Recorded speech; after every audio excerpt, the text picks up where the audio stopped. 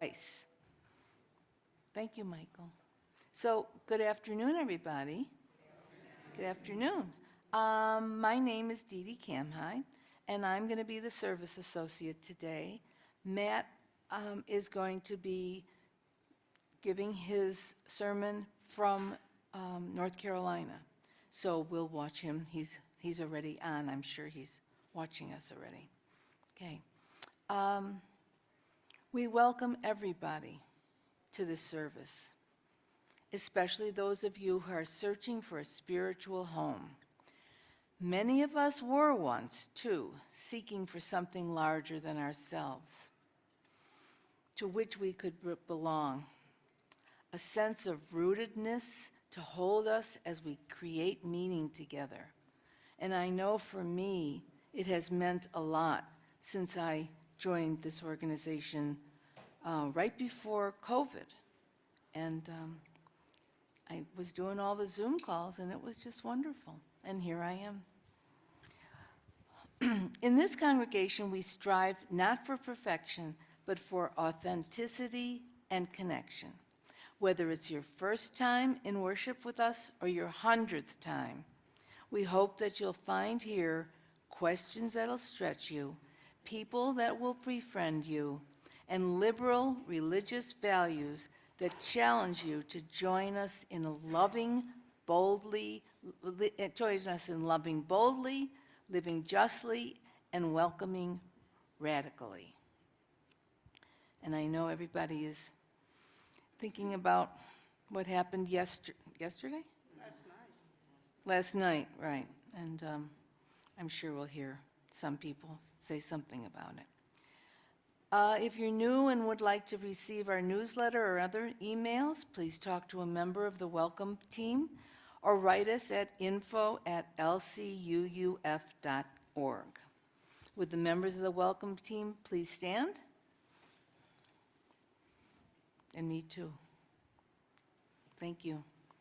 So I want to take a moment to extend a very warm welcome to everyone who's visiting us today. Whether you're visiting us for the first time or returned or reconnected with us after a long absence. As we pass the mic, I invite you, this is for new people, I invite you to say your name and tell us where you're from. So Mary will pass the mic, and I know there were a few people who came to the welcome table who have come back. So if you'd like to, they were gone for a little while and then they came back. So if you'd like to introduce yourself. Anybody? Oh, and if you're on Zoom, please introduce yourself in the chat box and it'll be read aloud in the fellowship. So, it looks like no one in the room is new. Wonderful. You're all old-timers like me. Oh. Okay, is there anybody on Zoom? Yes. Getty Niemich. Good I'm morning sorry. from Texas. Can you say that name again? Jerry Niemrich. Jerry Niemrich. Niemowitz. Well, welcome, Jerry. I hope you stay with us. And from Mary Doan. Good morning, all. I'm sorry, Mary who? Doan. Dome. Welcome. She's from New Hampshire? Oh, you know her? Oh, good. She's moving here. Well, we'll see you in person pretty soon. So welcome to all our visitors and newcomers, both in person and on Zoom. Here at LCUUF, we offer a wide variety of services on various topics, presented by our members, outside guests, as well as our minister, Reverend Matt Alspaugh, who you will hear later, and he'll be visiting us. We hope you return to sample this variety of thought and belief. So now we're going to light the chalice. Our chalice lighting words today are from Amy Carol Webb. We light this flame for the art of sacred unknowing, humbled by all that we cannot fathom at this time. We come into the presence of what we do know, perhaps the only thing we can ever know, that love is now and forever, the only answer to everything and everyone in every moment. And no matter what happens in the world, we still have love in our hearts. Now, having lit our chalice, let us sing these words together. Rekindle this light in celebration for the life that we share. Each week, we come together to lament with, celebrate with, and care for one another in our community. Love is not only at the center of our UU values, it is also the opening that invites us to lament, celebrate, and care as we briefly share our personal joys and sorrows and our milestones. There's power in the sharing as we hold each other in community. Just a sentence or two will be enough. We'll start with the folks in the room to give those on Zoom a chance to type joys and sorrows into the chat and be read out loud in the fellowship. As the mic is passed, please share your sorrows, whatever you may be holding that is in your need of healing and caring thoughts. Or maybe your joys, whatever evokes with you a feeling of joy, peace, or gladness. I think Flo was first. Any other? Hi, I'm Flo, and I wanted to share that it's really important for me today, especially, because to be here.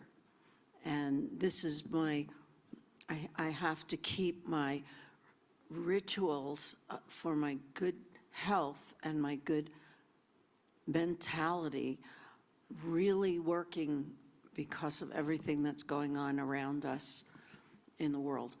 And it's, we have power and we have the strength, and our individual voices matter. My voice matters, and yours does too. Thanks.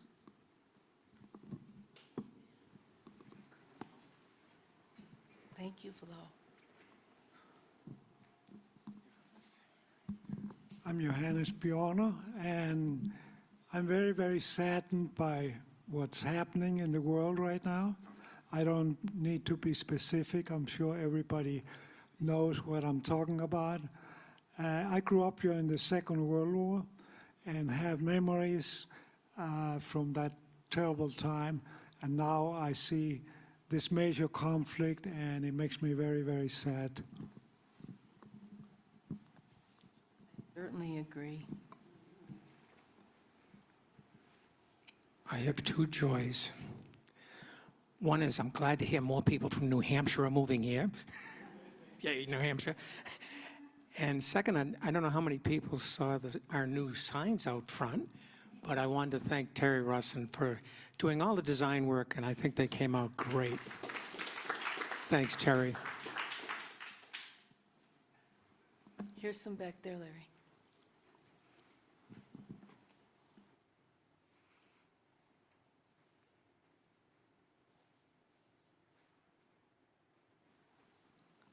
Hi, I'm Phyllis. Despite all the sorrow in the world, and I know that we all have a voice, and we could do something with our voice, right? Congressmen, senators, whatever.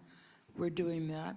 But I also want to say that I'm joyful today because my husband's feeling better, my friend's feeling better, and we're getting lots of visitors, and so we're very happy. Thank you. Thank you. One of my happy thoughts is being here in this congregation, because how we serve one another is by reminding each other of what we've forgotten. And maybe that's the whole point of us all being here together. Thank you. That was Thank you for lovely. that. Any more joys or sorrows?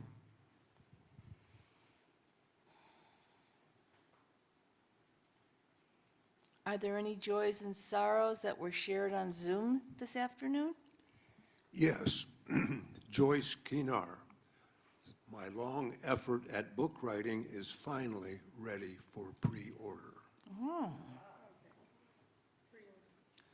Mary Doan. oh, but she's Joy. not telling us what the book is? No, they didn't. No? Well, buy Joyce's book. You'll find out about it. Again, another? Yes, Mary Doan, joy. We finally got moved out of our house in Dover, New Hampshire, and into our camper. We are officially full-time RVers, at least until the next chapter begins. Oh, that's lovely. And that's all. Okay, thank you.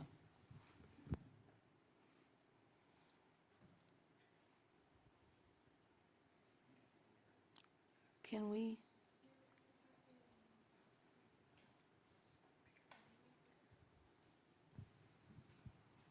The name of the book is Don't Let the Grass Grow Under Your Feet. Oh, that's a wonderful title. Don't let the grass grow under your feet. I'm looking forward. You know who Joyce is? She and her husband come here. They live in Bucerias, but they come here usually to get away from the heat, which we can certainly understand. But we see them maybe 2 or 3 times a year.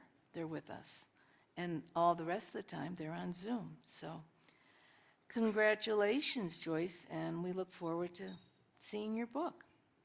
Okay.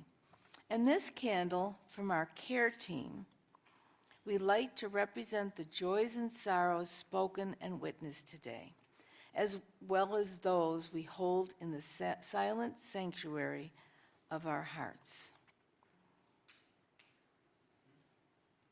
Let us share a moment of silence.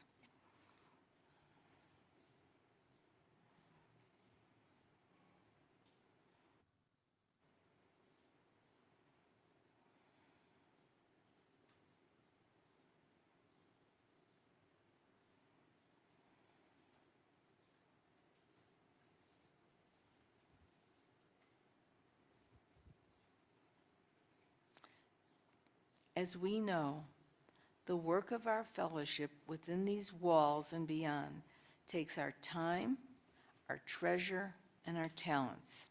The offering we take each Sunday is an opportunity to recommit to this place and to these people. It is as much a ritual as lighting our chalice. It's a reminder of that form of love we call generosity. It's how we show that we believe it is important to worship together, to help our community, and to say yes to the values of our faith. The basket is starting, yes? Oh, keep reading, okay.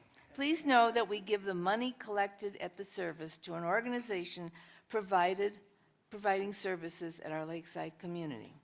For June, we will be donating the basket to the Tepwa Centro Comunitario, which helps families in the poorest neighborhood in Chapala. The description is on the monitor, but I have something to add. There is a Tepwa bazaar down on the Karatara, on the lakeside, and I've gotten a number of things there, and it's lovely. Yes? Something to that, the Tepewa ladies have a sewing circle. If you need anything, either constructed from scratch or altered or whatever, Oh, really? they'll gladly do it. Go to the bazaar and talk to them. Oh, so it's at like in the back of the bazaar? I'm not sure exactly where they do it, but Oh, that's wonderful. talk to them so much. So if anyone needs any alterations. I'm sorry? Oh. That should be on All right, I'll tell you. Can I repeat it? That at Tepwa, if you need alterations or you want something made from scratch, sewing, there are ladies that are there, I would assume down in the back, at the bazaar, correct? Kind of?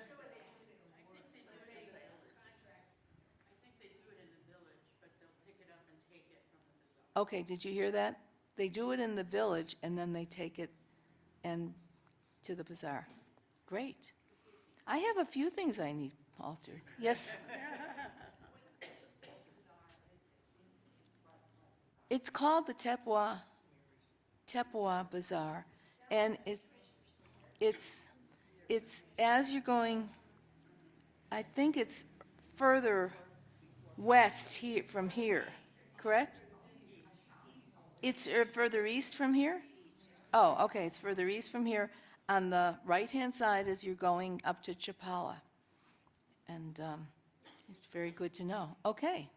So as we pass the baskets, if you're new to here today or you're struggling to hold things together, please let the basket pass you by. Your presence is more than enough and is a gift to us.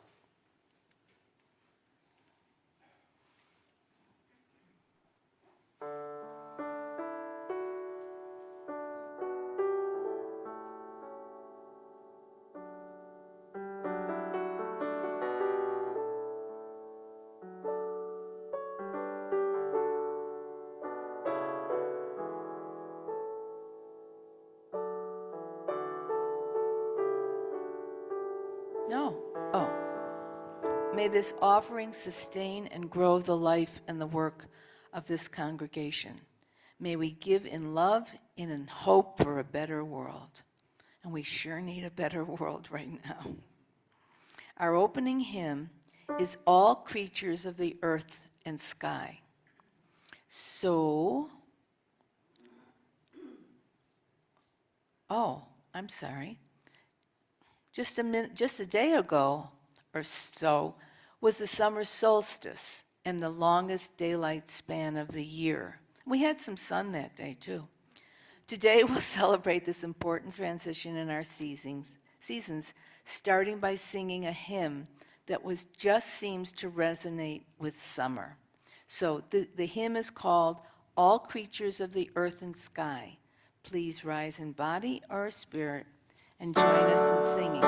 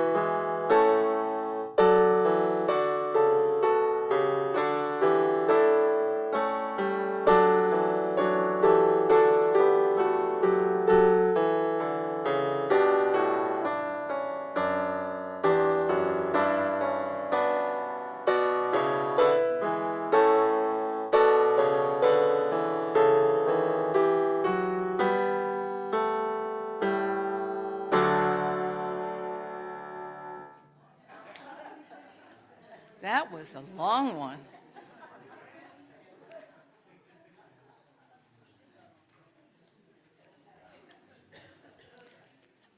As I mentioned before, we have just passed the summer solstice. It was June 21st? 21st. That was yesterday. It was yesterday. Okay, and summertime is upon us. Now, in this part of Mexico, the bigger seasonal transition is that we've passed from la temporada seca to la temporada de lluvias. So from the dry season to the, I'm sure you know what I'm talking about, to the wet season. And we're all grateful for this change. But this morning, let's celebrate the change of the seasons with a short ritual where we acknowledge the transitions into the 4 traditional seasons. I'm sorry to tell you this, but I invite you to stand if you're willing and able and join me in this chant. After I read a line, I'll invite you to simply say the refrain that will be on the screen for each season. So first we'll be turning to the facing the 4 directions that are in connection to the seasons. You on Zoom, you people there, you may want to take a moment to remember the compass directions where you are, and we invite you to stand and join us as well. So let's start by facing west to honor the season of autumn. West is toward the front of the room, so you don't have to turn. Now here's your line. And it should be up there? Okay. Summertime, everyone. Summertime has turned the star wheel. Autumn is upon us. Sweet the angling sun, sweet upon the ear the smell of blue mist rising. Again, summertime is upon us. Autumn is upon us. Glorious the trees, glorious the sight of rust leaving leaves falling and falling. Again, summertime has turned the star wheel. Autumn is upon us.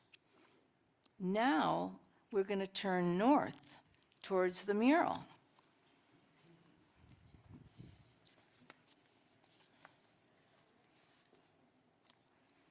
And we say again, autumn cold has turned the star wheel. Winter is upon us. Gray the windy storms, cold upon our cheeks. The wet rain glistens and glistens. Now, autumn gold has turned the star wheel. Winter is upon us. Leaping is the fire, golden in the glass. The cider glows like amber. Again, autumn cold has turned the star wheel. Winter is upon us. Now we're going to turn south in this direction.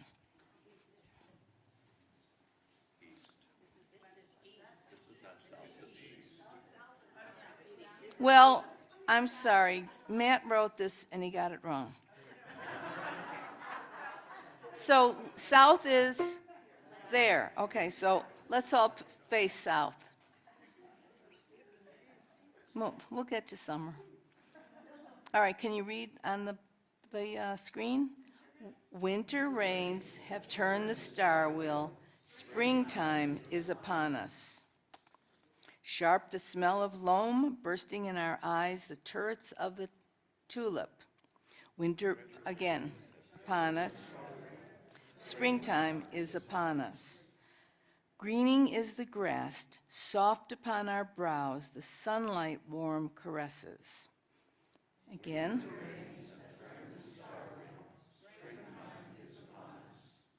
Okay, so now we're supposed to be turning west towards the doors. But this is south. So that was wait a minute.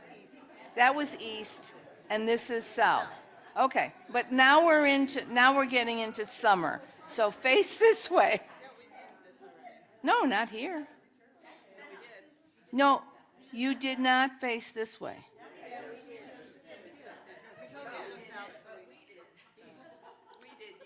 Okay, we're finally to summer. Let's read. Vernal clouds have turned the star wheel. Summer is upon us. And now we have turned the star wheel through the year. This ritual is complete, and thank you for helping me. Let us return to our seats.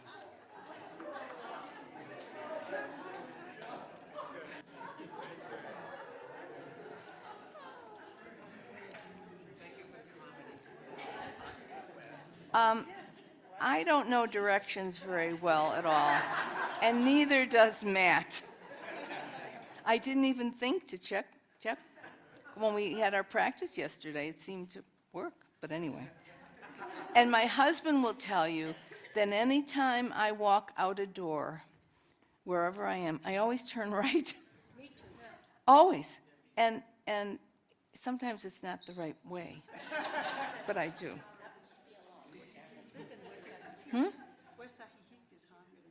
That's how I remember. West Ahihik is over there. Okay, that's where I live. The chant was written by UU minister Mark Bellatini, who is now retired. And now Matt is going to be on Zoom, and he's going to lead us in a meditation.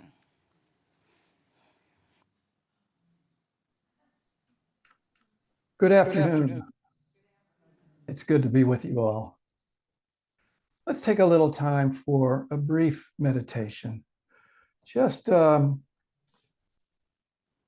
to sit, to be in our bodies, to kind of feel our bodies, to really relax into our bodies.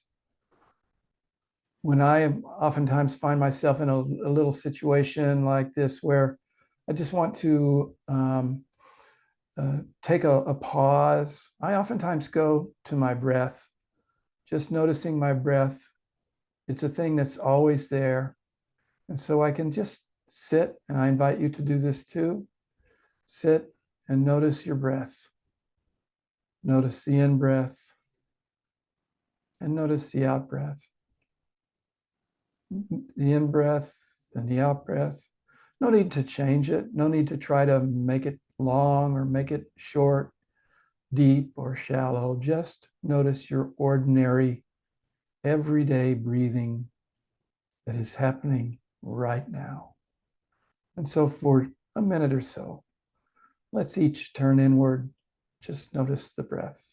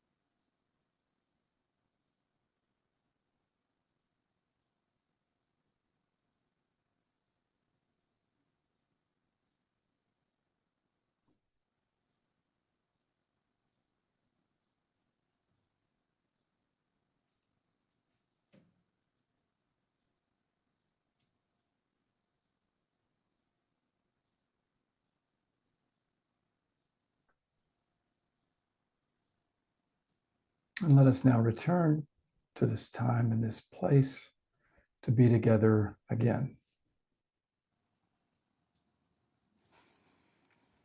We have two readings today. The first one is from the Tao Te Ching by Lao Tzu, translated by Stephen Mitchell. All streams flow to the sea because it is lower than they are. Humility gives it its power. If you want to govern the people, you must place yourself below them.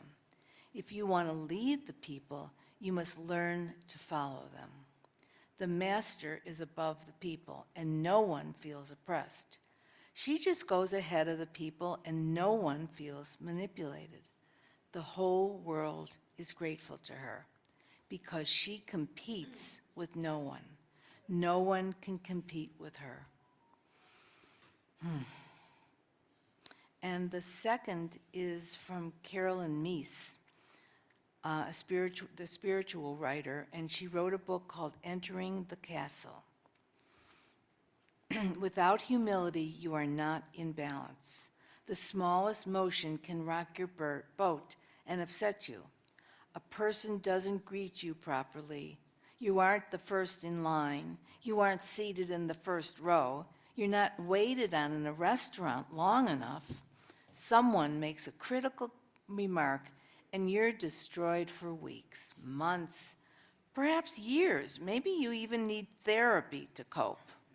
A relationship disintegrates because pride prevents reconciliation. A humble person will move through these incidents without a wake. And of our hymn, all great creatures. So that last line of our hymn, all creatures of the earth and sky, ends with worship God in humbleness. And I wonder if for at least some of you, that line kind of stuck in your throat. Perhaps it was the mention of God. And I do know that we have many atheists and non-believers and not that kind of God theists in our congregation. Or perhaps it was the instruction to worship that God. Or perhaps it was to do it in humbleness, to be humble, to have humility. Many years ago, I was at the board meeting of one of our denominational bodies, and we were deciding whether we wanted to adopt the Unitarian Universalist Association's board's ends. This is sort of their vision statement as our own.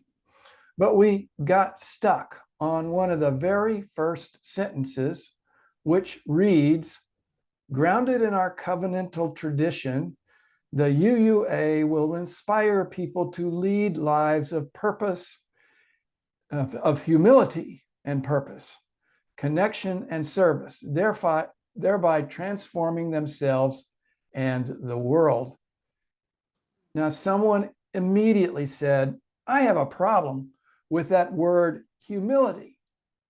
How is that? Someone else asked. Another volunteered, well, from the feminist perspective, the idea of humility has led to the abuse of a lot of women.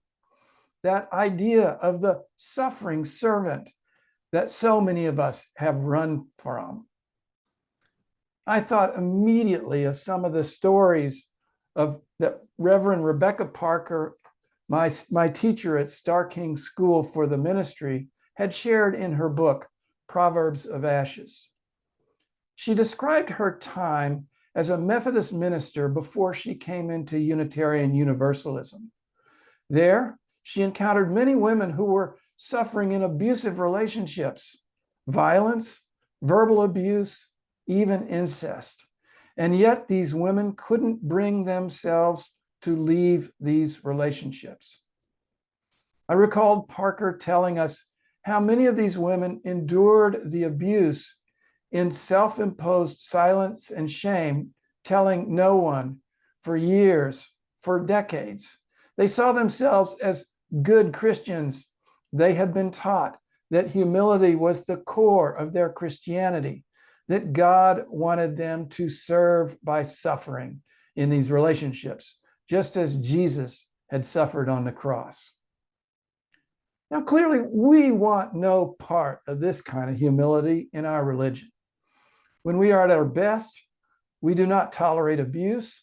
We do not protect oppression with silence. We resist. But even more, we believe in the worth of every individual. We value intelligence, determination, and hard work, and we like to see those merits rewarded without prejudice as to race or ethnicity, gender, sexual identity, body size, family background, or any of a host of other secondary attributes. Does this kind of recognition leave room for humility? Can humility ever be a desirable attribute for us as individuals or in community? Well, certainly not a humility that encourages us to silently tolerate abuse. But a healthy humility can help us stay in balance, as Carolyn Mace suggests in the reading. It can help us to let go of the minor slights in life. It can help us to identify what's important and respond to that. It can help us, as Mace says, move through life without leaving a wake. Note that this humility does not prevent us from responding. Instead, humility suggests that how we might most effectively respond. For when we act without humility, we become arrogant. When we act with excessive pride, things can go badly wrong.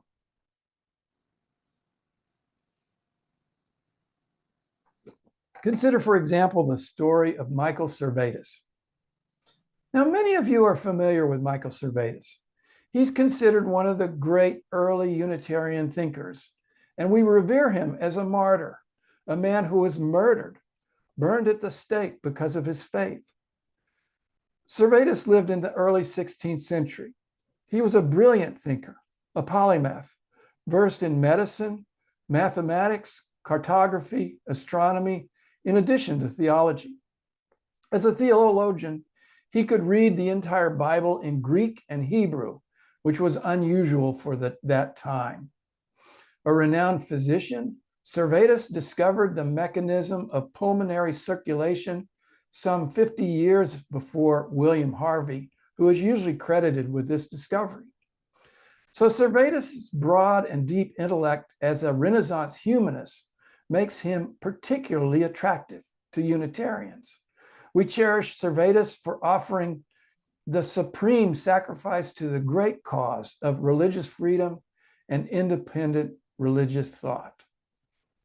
And yet, Reverend Phyllis Hubbell offers a remarkable commentary on the life of Michael Servetus, basing much of her work on the biography Out of the Flames by Lawrence and Nancy Goldstein. She tells us, and I quote her here, Servetus and many other students concluded that the Roman Church had corrupted the fundamental teachings of Christianity and needed to return to the original text. But Servetus went further than most other reformers. Most radically, his studies convinced him that the Trinity itself, that God was three persons, was an unbiblical addition of the church to the simple message of the Christian scriptures. Appalled as well by the extravagance and corruption of the church, by age 18, Servetus determined to lead a rebirth of Christianity. Well enough. So Servetus hooks up with one of the more radical Protestant reformers, a man named Johannes Ecolampadius, who had forced Catholics out of leadership in his town of Basel, Switzerland, and basically shut down Catholic worship in that town. Now, it would have been an excellent opportunity for Servetus to learn the ropes from a master. But Hubbell tells us what happened. I quote, Ecolampadius initially welcomed Servetus, viewing him as someone who was brilliant and passionate, who would follow his lead. Instead, the still teenage Servetus lectured his host on his shortcomings, insisting that he and other reformers hadn't gone nearly far enough. So Ecolampadius put up with Servetus for nearly a year, but then he's had enough and he expels him. Servetus leaves for Strasbourg, where he puts his thoughts in print. Hubbell explains Servetus's work. There, he published a very scholarly but inflammatory book called On the Errors of the Trinity. Not content with proclaiming heresy, Servetus ridiculed those with more traditional views. Other reformers, including Luther, had struggled with the Trinity, but they weren't quite yet willing to make such a shocking denouncement of Roman Catholicism. It's been argued that Servetus's book provoked other reformers and forced them into defending the Trinity. Both the Catholics and the Protestants condemned him. The Spanish Inquisition sentenced him to death, end quote. So note this, Servetus's provocation of Luther and other reformers on the question of the Trinity may have in fact forced them to take opposing, more conservative positions than they might have otherwise taken on that matter. Perhaps a slower, more thoughtful, more diplomatic approach would have brought Servetus more success in promoting his proto-Unitarian ideas. As it was, Servetus escaped to France, took an assumed name, and began to practice and teach medicine in Paris. But he gets in conflict with the dean of his school and is suspended as a teacher. He returns to his old ways, writing a screed against the dean. He's very nearly sentenced to death for this. So he moves to the south of France and settles into practicing medicine, which he does very well for many years. Hubble speaking again. For a while, Servetus stays away from religious issues. But a friend with whom he had religious discussions encouraged him to enter into a correspondence with John Calvin. Now, Calvin, by this time, lived in Geneva, Switzerland, where he had consolidated his power over the city, requiring all citizens to take a pledge affirming Calvin's interpretation of the scriptures. Servetus's first letter to Calvin asked him about this interpretation of the Trinity. Calvin's rather cold and traditional response evoked a lecture from Servetus.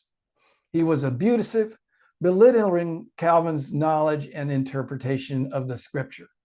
Calvin was furious and ended the correspondence, but Servetus continued to send him some 30 letters, and a copy of his book. Calvin responded with a copy of his own widely read popular book. Servetus read it closely and then took it apart line by line, scribbling derogatory comments on the margins. It was this insulting response that made Calvin determine that Servetus should die for his heresy, end quote. So Servetus writes another book, this one a direct challenge to Calvin.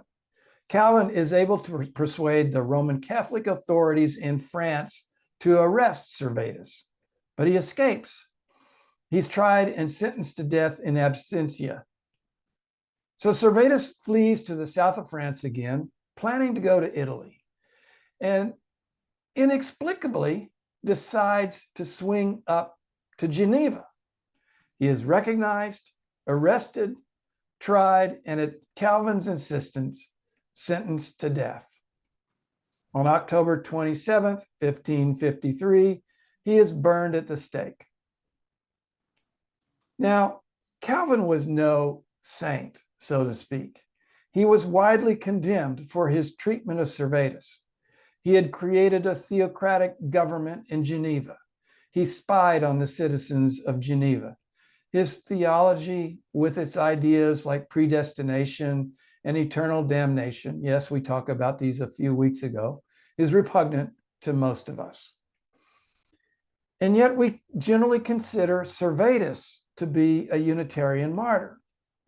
But I wonder, could Michael Servetus have accomplished more by being a bit more humble, a bit less arrogant in his relations with Calvin and other leaders? Servetus reminds me of those guys, and it's mostly guys, who sit at their computers at night, writing up long, tiresome screeds, starting flame wars on social media, the ones that ultimately get themselves kicked off of Facebook or YouTube and find themselves in their own private echo chambers over at X, where they cook up wild conspiracy theories. I mean, I've encountered a lot of really brilliant people in my life, but a handful of them are absolutely insufferable. And they typically don't get very far in convincing others of the value of their ideas.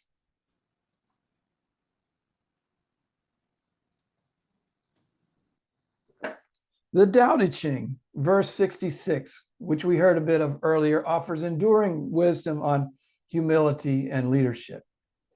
It says, if you want to govern the people, you must place yourself below them.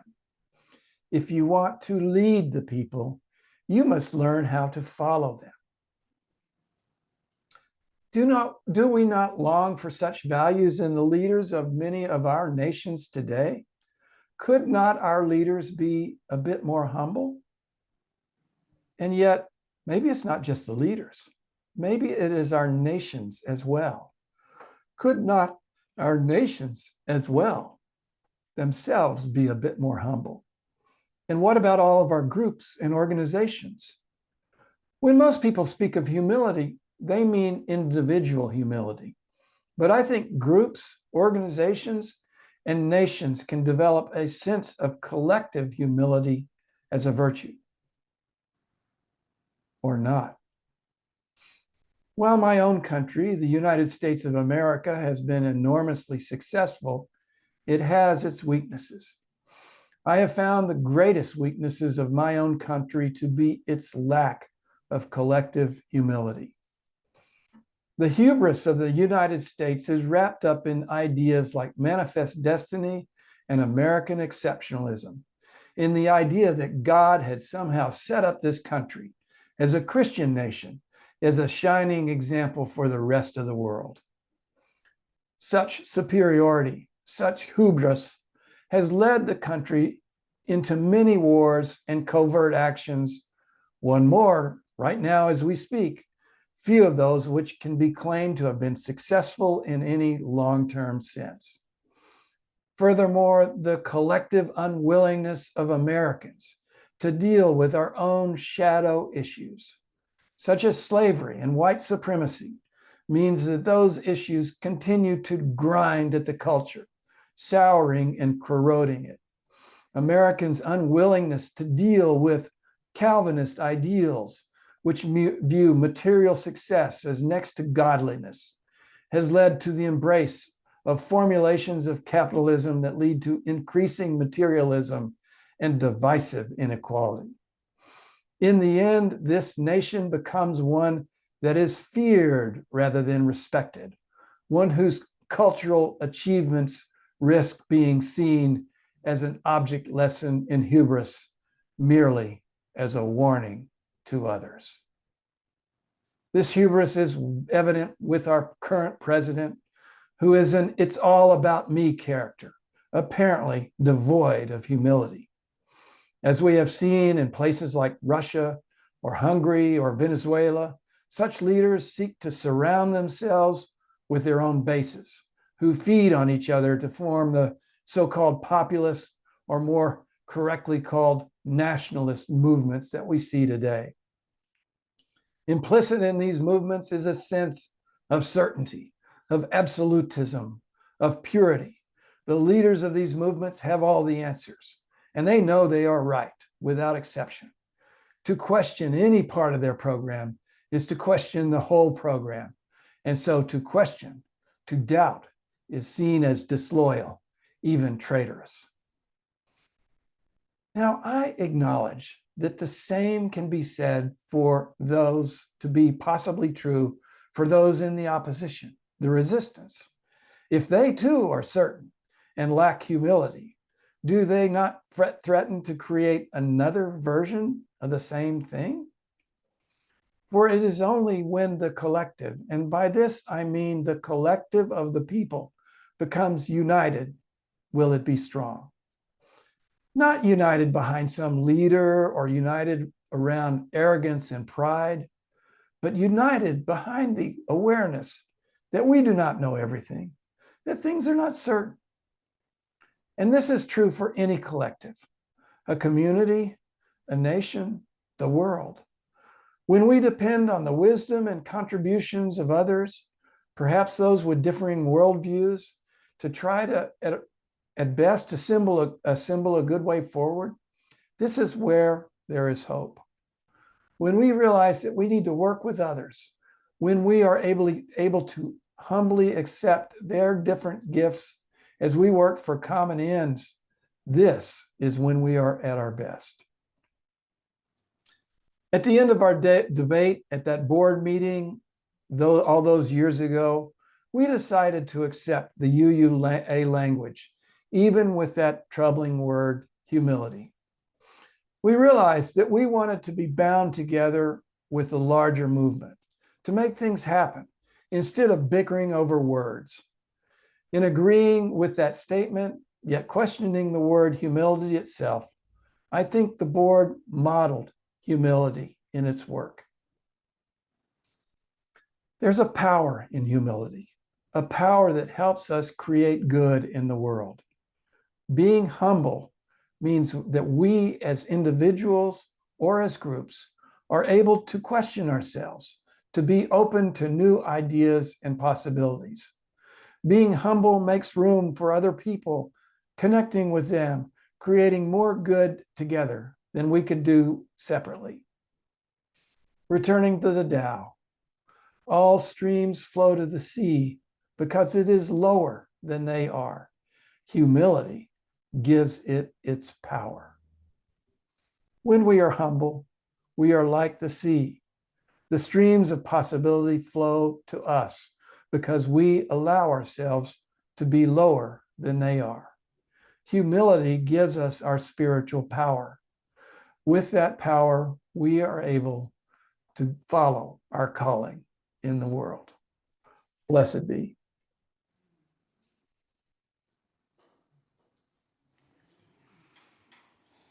Thank you, Matt.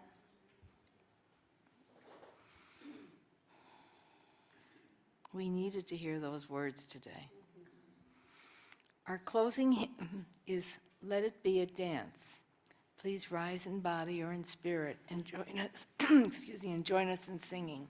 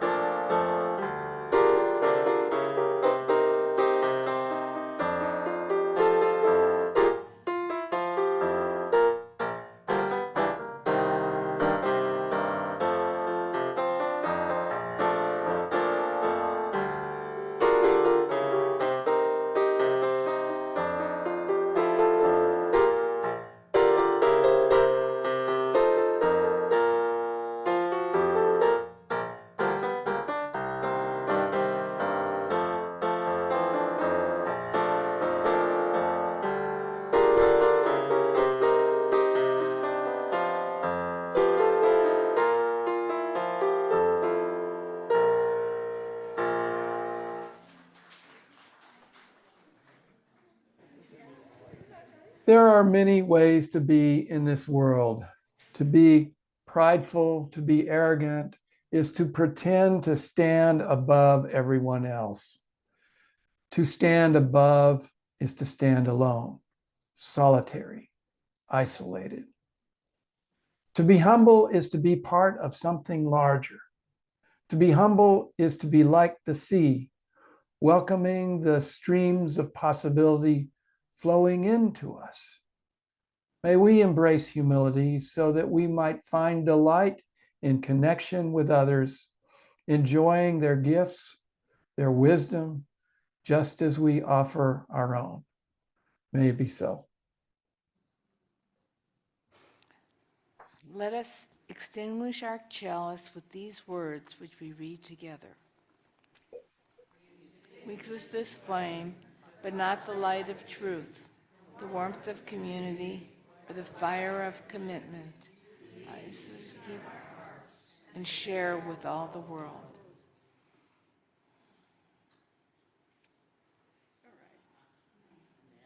Now we're going to have a wonderful postlude. You don't have to stand for this. I would like you all to sing. Because you don't want to hear me sing. Words, this wonderful song which is so relevant today, will be up on the screen.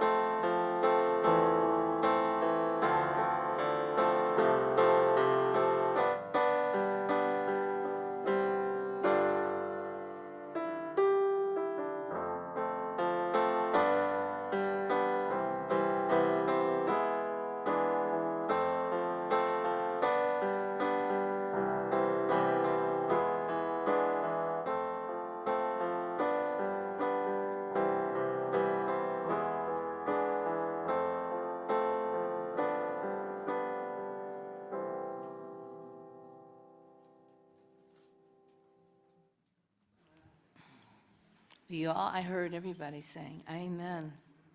Can we all say it together? Amen. This concludes our service. Our worship is over. Our service begins. Go in peace and with a purpose.